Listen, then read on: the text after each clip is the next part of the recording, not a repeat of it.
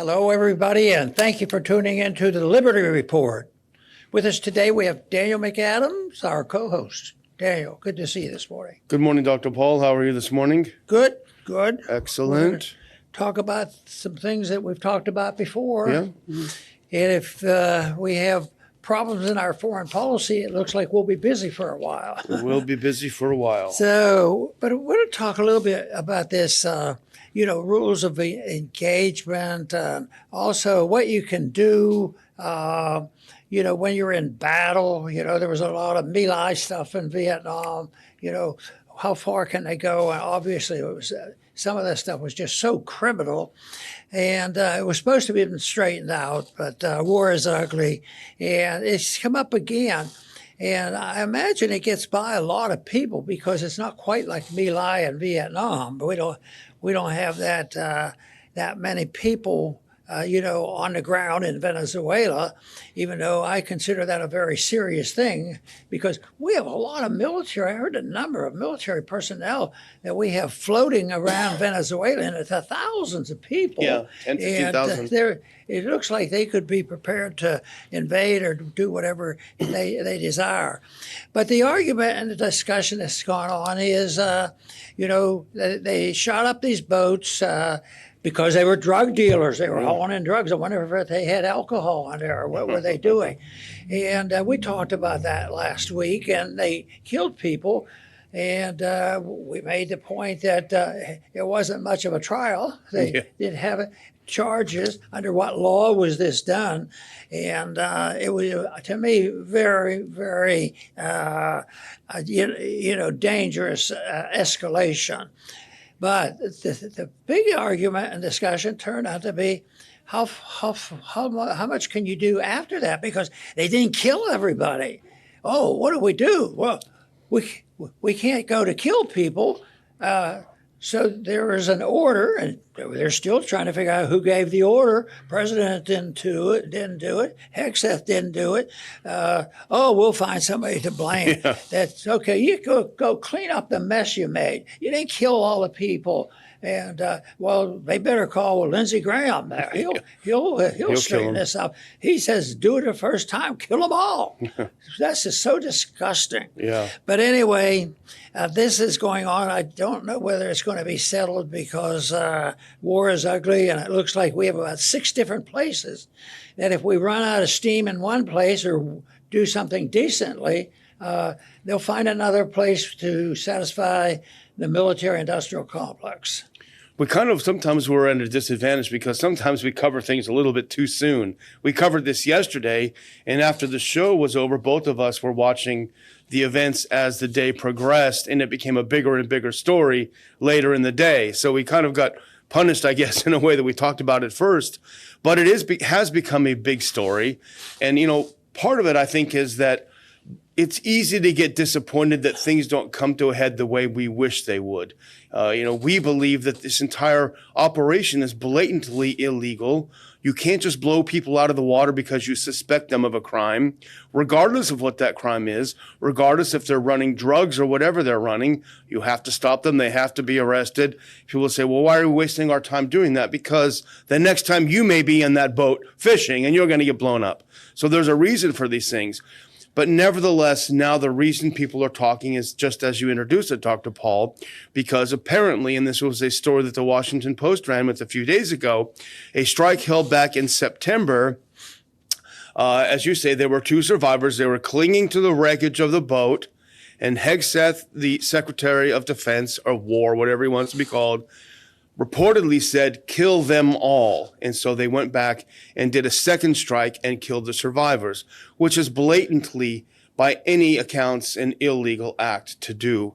And I'll show you, actually, according to the Pentagon's own rules of engagement, is illegal. So now that's a big story. And it's not just Democrats playing for political points. Of course they are, but also Republicans are now starting to get nervous about this because the public is overwhelmingly against attacking Venezuela. They don't support this war, and they're starting to sour a little bit on the idea that we've killed 80 people and we have no idea who they are or what they were doing. Right. This this is a big deal, and they should be talking about it and trying to sort it out. But the sorting out of problems like this is always cover up. Yeah. No, the big ones, they'll have a conference, or they will have a commission to study it, to find out who killed whom and why. But this was a small little thing, and they didn't think they were going to have any noise about it. But now they're talking about making this decision to clean up the mess. Yeah. And my argument, and I think you sort of alluded to this, what about the big one? Yeah. The big argument. Why are we there? Yeah. I mean, could blowing up so many ships and killing people and not be an act of war? I mean, it's pretty serious. But they're not. So far, they're still not talking about. They're talking about the details of who gave permission to clean up the mess they created. Oh, a couple of people didn't get killed. We got to go back and do it. That is sick. Yeah. And what if there was one of these rules that when you go to war, you should be under threat of a foreign power coming in? Were there going to be troops coming into Florida? I mean, I wonder what their plan was. But this is so disgusting that I just think that the American people need to wake up, because it has a significance. Because right now they continue to talk about what our economy's doing and the prices are doing, and they never quite put the two together, because prices are going up. That's right, but it's going up. How many billions of dollars have we spent in Ukraine and the Middle East? And now there's a backup now on another skirmish that they could have, another invasion, and I don't see how we could get that deeply involved in Venezuela and not get involved in Colombia. Yeah. Well, what's frustrating about this whole thing is that they're not even really trying to make sense anymore, with Saddam and with all the other war propaganda. They at least tried to make it make sense. This doesn't make sense. Trump is telling us on the one hand, well, I got to blow up these boats. I got to bring the entire a huge portion of our Navy off the coast of Venezuela because I've got to stop this drug trafficking in the U.S.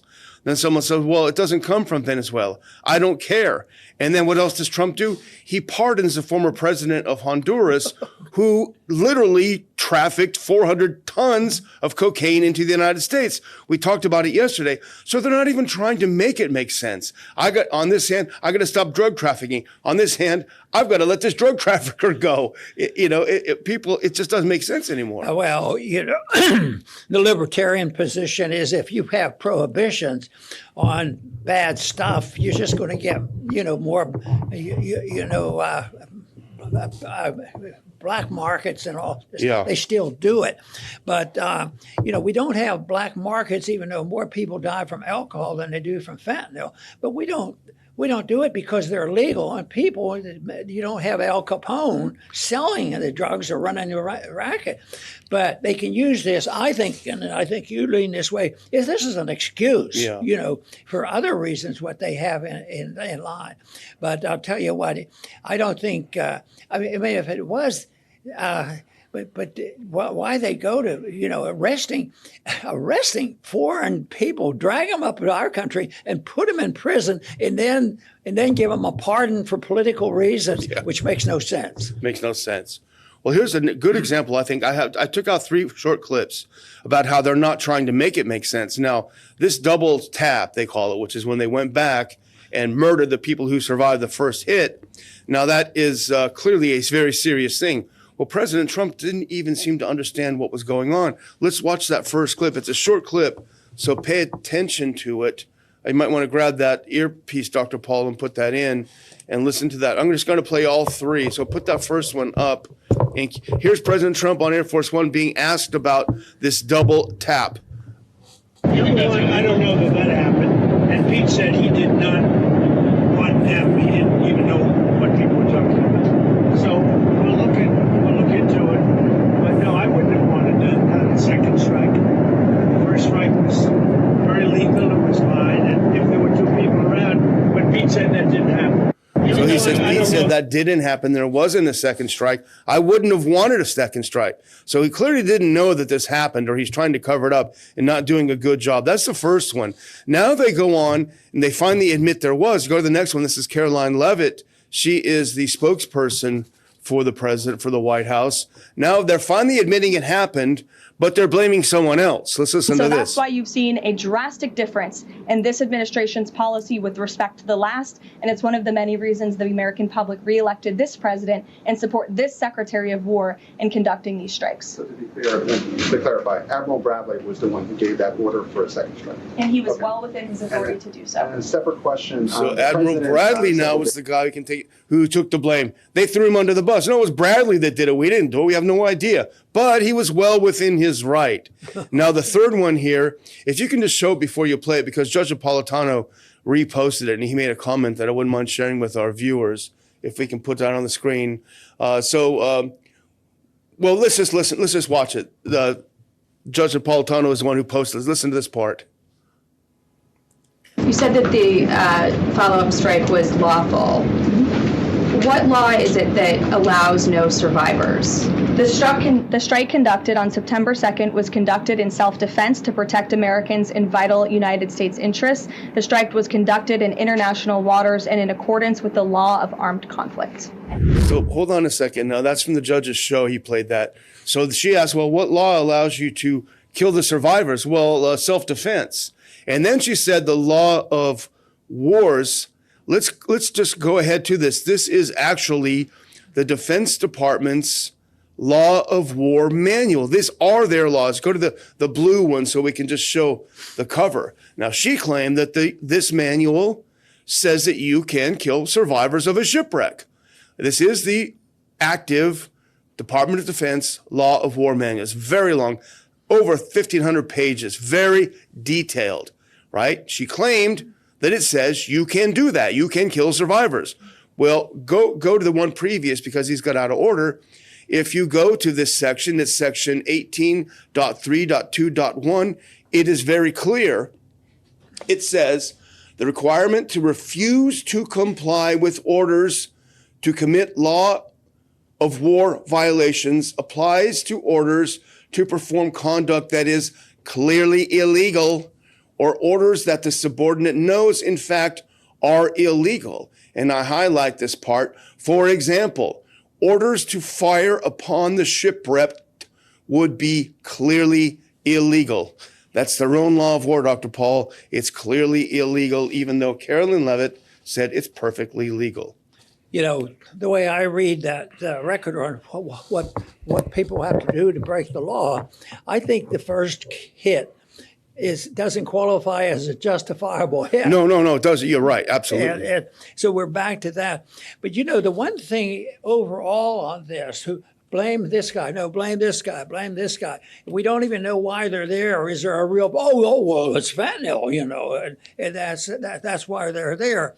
And so I think it's a bad reflection on the government and the administration that there's an ineptness in carrying out these orders. You know, they won't take the responsibility of who really is at fault. They sort of hide, and I think it's ineptness.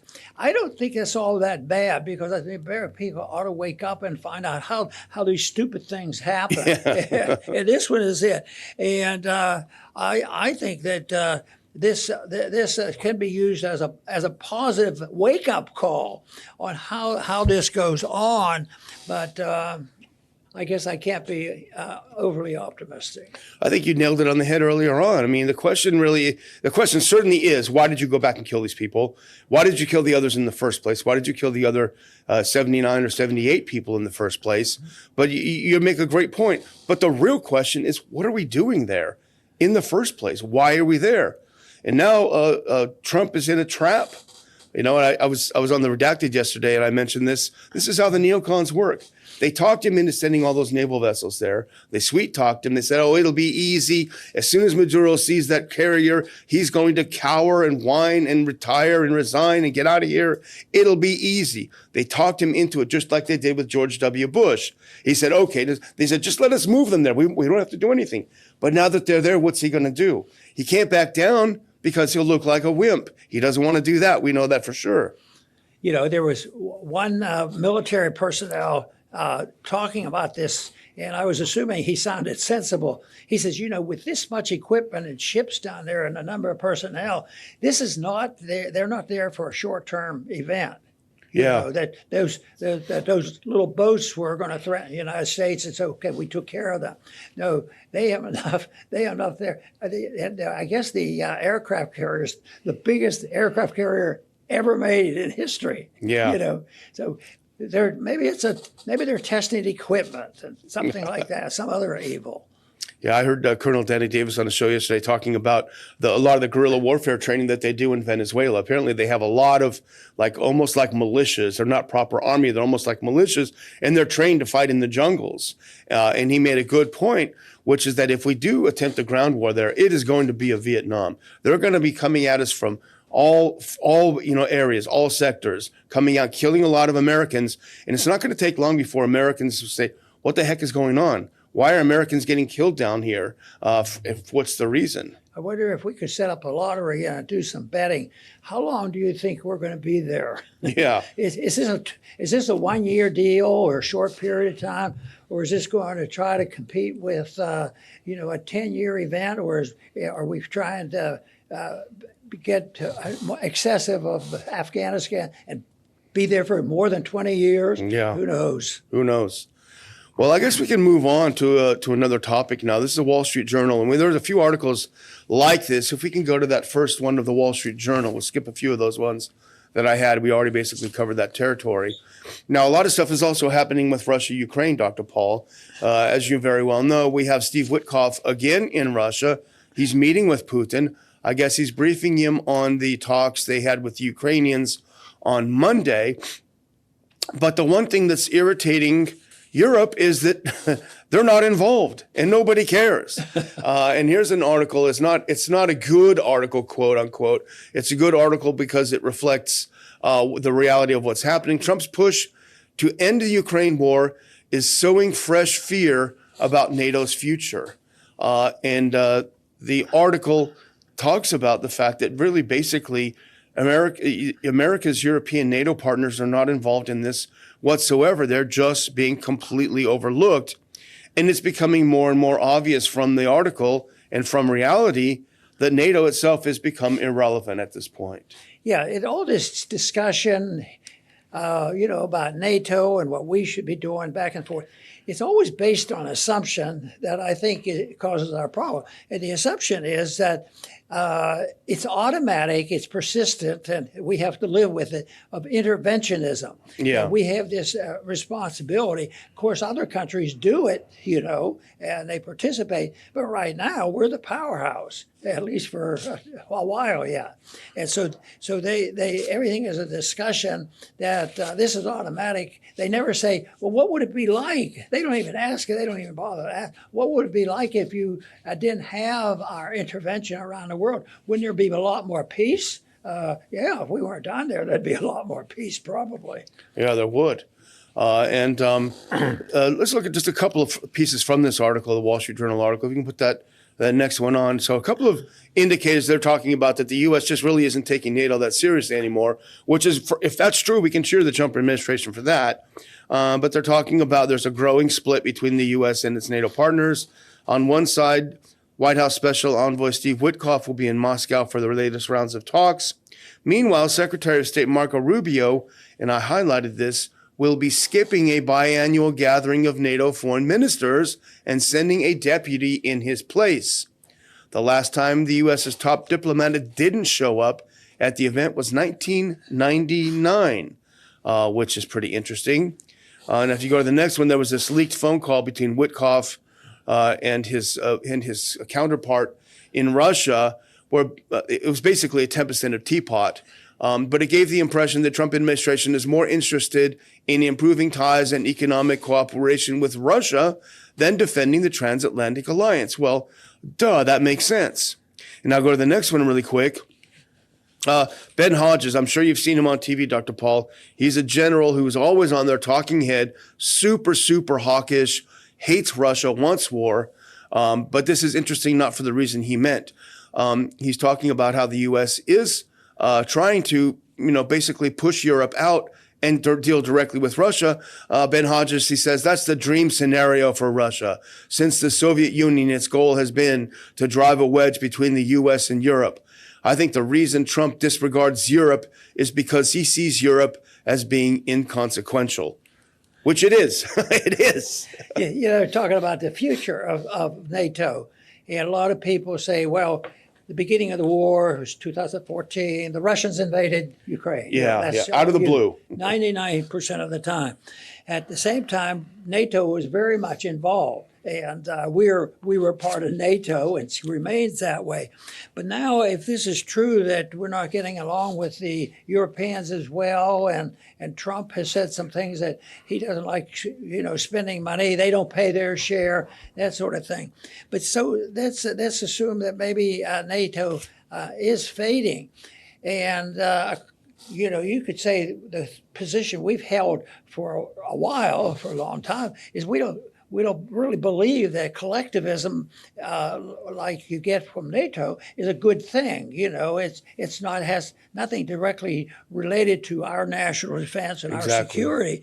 So they do this, and they say that NATO has to be observed. But if we didn't have NATO, it's not maybe an automatic good. We don't like NATO. Yeah. You can say, oh, well, that's good. We've been complaining.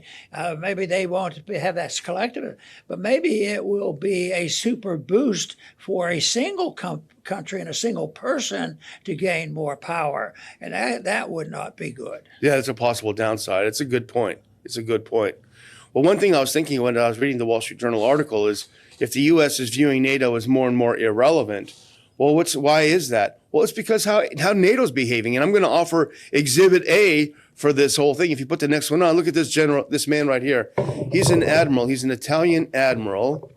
And he is, if you go to the next clip, he is the top military officer of NATO. And here's his brilliant idea, Dr. Paul. NATO's top military officer floats the idea of a preemptive strike on Russia. So no wonder they're irrelevant. What is wrong with this guy? So Dave DeCamp wrote this up for Anti-War. NATO's top military officer has floated the idea of a Western alliance conducting a preemptive strike on Russia, a comment that drew sharp rebuke. Admiral Giuseppe Cavo Dragone, the chair of NATO's military committee. So he's not just some backbencher, Dr. Paul. He's the top guy. He made the provocative comment in the context of discussing, quote, Russian hybrid attacks in Europe. He told the Financial Times that a preemptive strike could be considered a defensive action. But he added that it's further away from our normal way of thinking and behavior. And he adds, being more aggressive compared with the aggressivity of our counterpart could be an option. The issues are legal framework, jurisdictional framework, and who's going to do this? The Italian admiral said, well, who's going to do it? The answer is short, no one. The second answer is you need to be quiet and go home. But this doesn't make any sense. Yeah. There's no sense whatsoever. So I get to thinking, well, if this doesn't make any sense and they're in charge and they've been around a bit and they consume a lot of wealth, what motivates them? And it's never easy to come up with a precise answer because it gets so big and fuzzy. We do know that special monetary interests are involved. But a lot of times it's political. But they're doing so many dumb things that nobody is making their empire bigger except one country. Yeah. And that could be it. But that wouldn't answer all the questions because I don't think Trump has been a consistent defender of NATO. Matter of fact, he's criticized it a lot. Yeah, absolutely. Well, I'm going to close out if you think we're about there. And I will just remind our viewers that today is Giving Tuesday. It's a day where after your shopping frenzy over the weekend, I suppose, you may want to remember some of the causes that are out there trying to struggle and fight for the things you believe in. Hopefully the anti-war, the pro-peace, the pro-prosperity message is something that you value and believe in. And if that is the case, I would ask you to please go to ronpaulinstitute.org and make your tax-deductible donation today on this Giving Tuesday. We don't ask very often, but we do rely on your support to keep not only this program going, but to keep all the programs of the Ron Paul Institute, our yearly conferences, of which there are 2 or 3 a year, our Ron Paul Scholars seminars, which we would like to expand with more help, more support, and other things we have planned, other great things we have planned for 2026, but we certainly can't do it without you, and we do appreciate everything that you can donate to the Ron Paul Institute. Over to you, Dr. Paul. Very good. And I want to close once again to thank our viewers for tuning in today, and I hope you'll help us spread the message of liberty. When we talk about foreign policy, I like to summarize things and simplify things, and sometimes a couple words are a lot more important than a long speech. But many times I answer a question, just come home. We just don't need to be there, and it's easily defensible. And I think this is the case. We could just think of the places that we could do that if we would not endanger anybody. We would actually be a blessing to a lot, and it would also be involved in cutting back our wild spending. And then if you just come home, then what do? Just mind our own business. We don't need to be involved like this stuff we were talking about today, blowing up ships and arguing over, well, can you shoot a survivor, or who's going to get blamed for that? And I'll tell you, people say, well, you can't do it, that this means that you'll be weak. And I argue the opposite. I think a policy that was designed that way would make us strong, not weak. We would be very much involved with the world events and world philosophy, because then people, if we do quite well with this position, maybe others would emulate us and live in a free society, and both economically and militarily, the whole world would be better off. I want to thank everybody for tuning in today to the Liberty Report. Please come back soon.